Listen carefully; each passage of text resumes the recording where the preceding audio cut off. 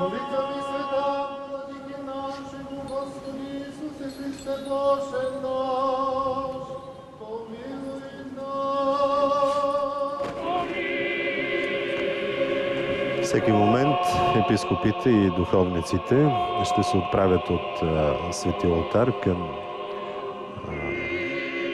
площада пред храма, където ще отслужат Великия Богоявленски водосвет. Ето чуваме и разясненията на един от свещениците. Църквата възпоменава събитието, станало при река Йордан, като след празничното богослужение винаги отслужва Великия Богоявленски водосвет. С тържествено шествие духовниците и мираните, както казахме, ще излязат от храма, предвождани от икона, изобразяваща Богоявлението. Това шествие напомня за идването на Исус Христос при река Йордан, за да приеме кръщението от ръцете на Свети Йоан Предтеча. Водосветът се нарича Велик, защото той възпоменава едно единствено, неповторимо и велико събитие – явяването на Бога пред света. Това е единственият водосвет, който църквата отслужва през годината, който се нарича Велик, за разлика от така наречените малки или обикновени водосвети, и се нарича Велик, именно защото възпоменава великото събитие, явяването на Бога пред света. Започна празничното литийно шествие, с което духовниците излизат извън храма. Празникът, който чества днес църквата, се нарича Богоявление, защото за първи път Бог се явил на света в своята цялост, т.е. в трите си лица. Бог Отец, Бог Син и Бог Свети Дух.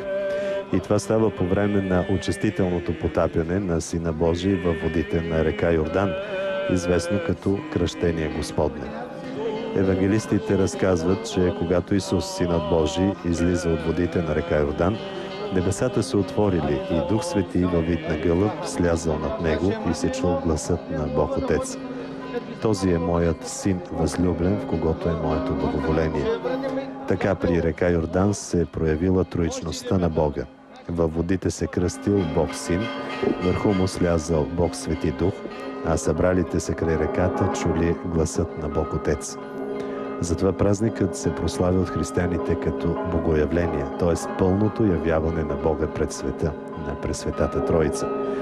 Защото ако в старозаветните времена Бог се проявяваше само чрез първото и третото си лице, а при Рождеството Христово светът видя въплатено в човешки образ второто лице на Бога, Бог Слово, роден в личността на младенеца Исус, то сега при неговото покайно потапяне във водите на Йордан за първи път се прояви и се възвести великото таинство – троичността на Бога.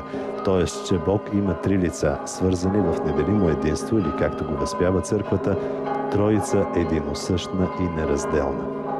Свети Йоан Златоуст пише, че не Рождеството Христово трябва да се нарича Богоявление, а Неговото кръщение. Защото не чрез Рождеството си той стана известен на всички и яви своята божествена същност, а именно чрез кръщението си, чрез покайното си потапяне в водите на река Йордан. Много важен образ в Богоявлението е явяването на Светия Дух във вид на гълъб. В същия вид третото лице на Бога се явява на Ной, като възвестява края на голямото изпитание за света, края на потопа. Тогава върху Ноевия ковчег каснал гълъб с маслинена клонка в клюна, показвайки, че водата е започнала да спада и сушата се е показала отново. Църквата смята, че Светия Дух приема образа на гълъб в